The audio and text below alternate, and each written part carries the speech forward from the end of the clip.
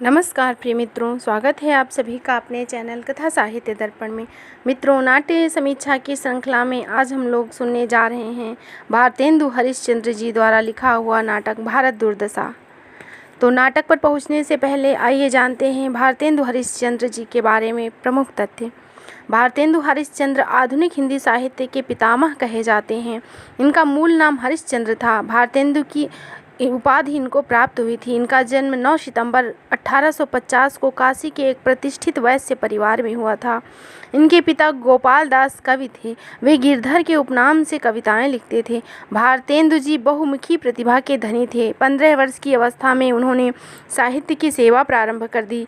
हिंदी पत्रकारिता, नाटक और काव्य के क्षेत्र में उनका अमूल्य योगदान रहा। 18 वर्ष की उम्र से ही उन्होंने कवि वचन सुधा नामक पत्रिका का संपादन शुरू किया, जिसमें उस समय के बड़े बड़े विद्वानों की रचनाएं छपती थी। 20 वर्ष की अवस्था में उन्हें ऑनरेरी मजिस्ट्रेट बनाया गया। वे आधुनिक हिंदी साहित्य के जनक के रूप में प्रतिष्ठित हैं। हिंदी में नाटकों का प्रारंभ भारतेंदु हरिश्चंद्र से ही माना जाता है। उन्होंने 1868 में कवि वचन सुधा, 1873 में हरिश्चंद्र चंद्रिका और 1874 में स्त्री शिक्षा के लिए बाला बोधिनी नामक पत्रिकाएं निकाली। उनकी लोकप्रियता से प्रभावित होकर काशी के विद्वानों ने 1880 में उन्हें भारतेंदु यानी भारत के चंद्रमा की उपाधि दी। भारतेंदु जी को बृहद साहित्यिक योगदान के कारण ही 1857 से 1900 तक के काल को उनके नाम पर भारतेंदु युग के नाम से जाना जाता है। प्रमुख नाटकों में वैदिकी हिंसा हिंसा न भवत, जो कि इनके मौलिक नाटक हैं, 1873 यानी यह प्रहसन है। सत्य हरिश्चंद्र 1875 नाटक, श्री चंद्रावली 1876 यह नाटिका है। विशस्य विषम औषधम 1876 भांड नाटक। भारत दुर्दशा 1880 ब्रज रत्नाकर के अनुसार 1876 नाट्य राशक। नील देवी 1881 ऐतिहासिक गीत रूपक। अंधेर नगरी 1881 प्रहसन।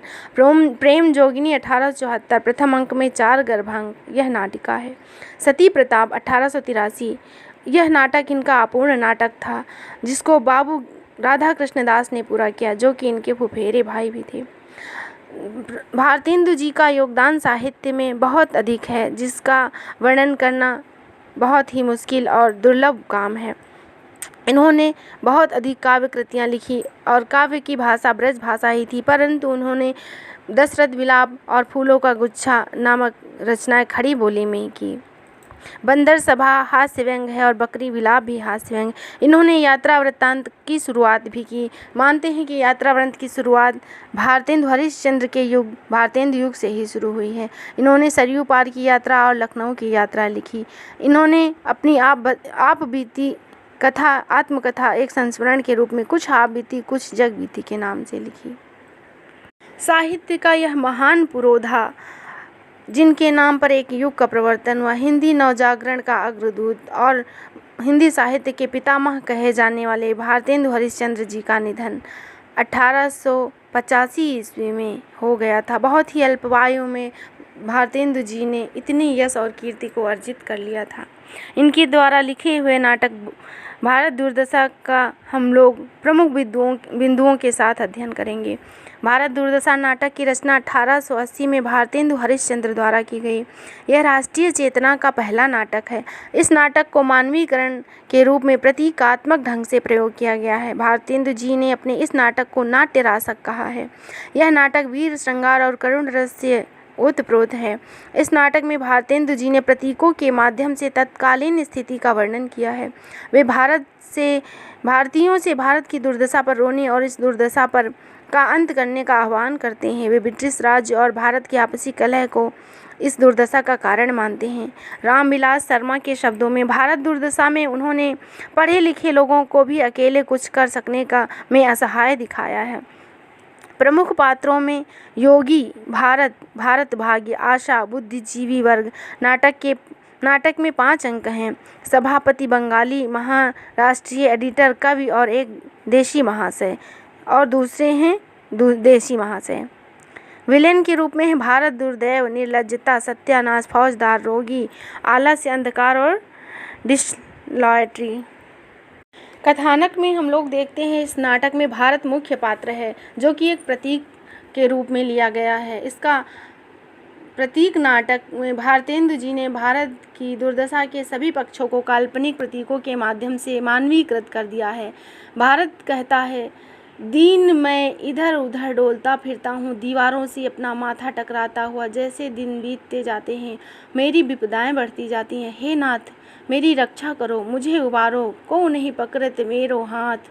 20 कोटि सुत होत फिरत मैं, हा होत नाथ।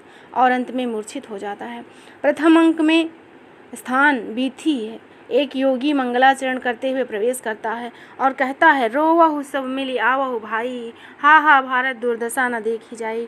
वह अपने गीत में भारत के प्राचीन वैभव का गुणगान करता है, वर्तमान दशा पर दुख प्रकट करता है और भारत के दुर्दशा के कारणों पर प्रकाश डालता है।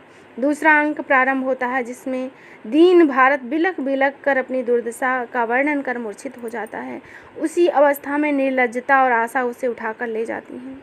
तीसरा दृश्य, तीसरे अंक में भारत की दुर्दशा और अपनी सफलता पर प्रसन्न होता है। चौथे दृश्य में पुनः भारत दुर्दैव, रोग, आलस्य और मदिरा, अहंकार आदि की सहायता से भारत की रही सही दशा को भी नष्ट करने की योजना बनाता है। पांचवें अंक में 7 सभ्यों की कमेटी भारत दुर्दैव से भारत की रक्षा के उपायों पर विचार करती है। उसी समय डिसलॉयल्टी प्रवेश कर सबको गिरफ्तार कर ले जाती है। छठे अंक में भारत भाग्य मूर्छित भारत को जगाने का प्रयत्न करता है। वह उसे प्राचीन गौरव स्मृति दिलाता है, अंग्रेज राज्य में उन्नति की संभावनाओं पर प्रकाश डालता है। जब उधर से भी आशा नष्ट हो जाती है, तब अंत में निराश होकर सीने पर कटार मार लेता है। नाटक का प्रमुख उद्देश्य है तत्कालीन भारत की दुर्दशा को दिखाना एवं दुर्दशा के कारणों को कम कर दुर्दशा करने वालों का यथार्थ चित्र उपस्थित करना। व्यंग नाटक का प्रधान गुण है। समाज व्यवस्था, धर्म व्यवस्था, सरकारी व्यवस्था, देशवासियों तथा समाज सुधारकों सभी पर तीखे व्यंग दिखाए गए हैं। इसमें भारतेंदु जी की राजभक्ति तथा भारत का धन विदेश चले जाने की चिंता साफ साफ नजर आती है। इसमें लिखा है, अंग्रेज राज सुख साज सजे सब भारी, पै धन विदेश चली जाती है अति ख्वारी। भारत दुर्दशा भारतेंदु हरिश्चंद्र द्वारा सन 1857 ईस्वी में रचित एक हिंदी नाट्य है। इसमें भारतेंदु ने प्रतीकों के माध्यम से भारत की तत्कालीन स्थिति का वर्णन किया है, जैसा कि ऊपर बताया ही गया है। वे भारतवासियों की दुर्दशा पर रोने और फिर दुर्दशा का अंत करने के प्रयत्न का आह्वान करते हैं। भारतेंदु ब्रिटिश राज और आपसी कलह को भारत की दुर्दशा का मुख्य कारण मानते हैं। तत्पश्चात वे कुरीतियों, रोग, आलस्य, मदिरा, अंधकार, धर्म, असंतोष, अपव्यय, फैशन, सिफारिश, लोभ, भय, स्वार्थपरता, अतिवृष्टि, अनावृष्टि, अकाल, बाढ़ आदि से भारत की दुर्दशा का वर्णन करते हैं।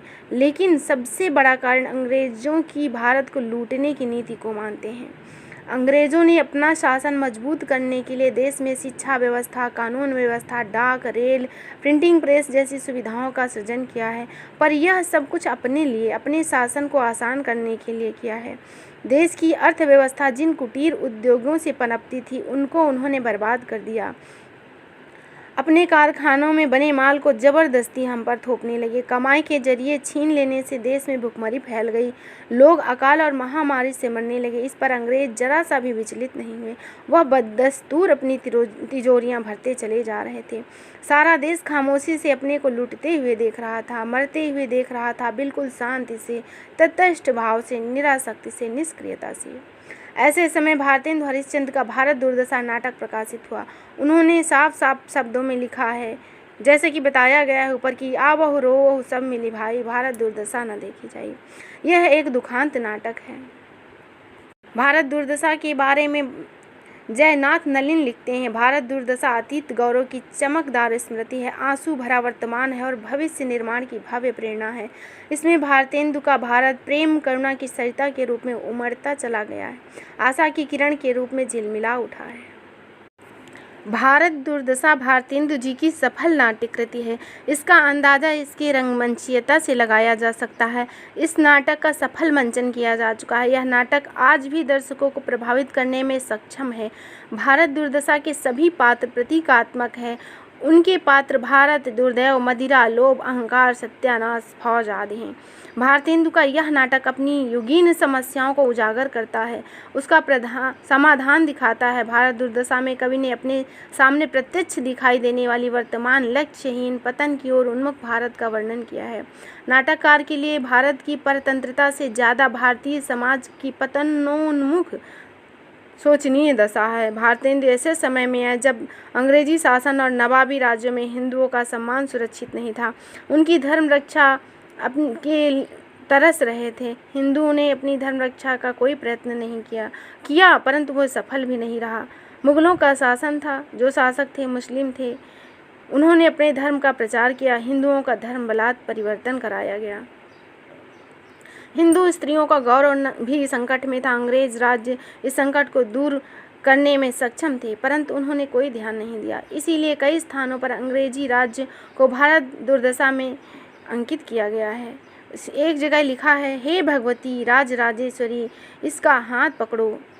भारतेंदु जी अंग्रेजी राज्य से थोड़ी बहुत उम्मीद रखते थे कि भारत की स्थिति को वह लोग सुधारेंगे। उन्होंने प्रमुख रूप से भारत दुर्दशा का कारण सामाजिक विकृतियों को माना। लोगों में व्याप्त हालात, रूढ़िवादी सोच, निराशावादी, लक्ष्यहीन, पतनोन्मुखी सोच भारतेंदु ने भारत दुर्दशा का कारण माना। वह समाज में जो आर्थिक संरचना, धार्मिक संरचना समाज की नींव को खोखली कर रही थी, यह सभी भारत की दुर्दशा के बहुत बड़े कारण थे। भारतेंदु ने कई स्थानों पर अंग्रेजी राज को भारत के लिए हितकर माना है। एक जगह उन्होंने लिखा, हाय भारत भैया उठो देखो, विद्या का सूर्य पश्चिम से उदय हुआ चला आता है, अब सोने का समय नहीं है। किंतु भारतेंदु ने उनकी निंदा भी की है, उनके विचारों व मान्यताओं का खंडन भी किया है। अंग्रेज अपने लिए हितकर नहीं हुआ, एक लूट के उद्देश्य से भारत में आए, यहाँ का कच्चा माल अपने देश ले जाकर वहाँ पर महंगे दामों में बेचा, भारतीय किसानों की रीढ़ तोड़ने वाला लगान लादा, यहाँ की जनता पर निरंतर अत्याचार किया गया है। प्रतीकात्मक पात्रों की सहायता से भारतेंदु जी ने दुर्दशा के कारणों की खोज की, पहचान किया, जिसमें सबसे बड़ा कारण मदिरा, लोभ, अशिक्षा को माना। उसकी पहचान कर भारतेंदु ने उसका साथ छोड़ने का आग्रह किया। यह सभी वास्तव में आज समाज की जड़ें खोखली कर रहे हैं और अहम भूमिका निभा रहे हैं भारत को बर्बाद करने में। भारतेंदु ने जगह जगह मदिरा व निर्लज्जता के माध्यम से समाज में एक निश्चित सार्थक संदेश दिया है, जो सर्वनाश का कारण है, उसके साथ न जाने का आग्रह किया है। समाज में असंतोष, लज्जा, मदिरा, दुर्दैव आदि ने अपनी जड़ें इतनी जमा रखी हैं कि भारत भाग्य अपनी तमाम कोशिशों के बाद भी सफल नहीं हो पाता है और अंत में कटार मारकर आत्महत्या कर लेता है। भारत दुर्दशा भारतेंदु युग का दस्तावेज है। इसमें वर्तमान सामाजिक, राजनीतिक व आर्थिक स्थिति को स्पष्ट रूप से वर्णित किया गया है। यह नाटक भारतीय संवेदना को व्यक्त करने में सफल रहा है।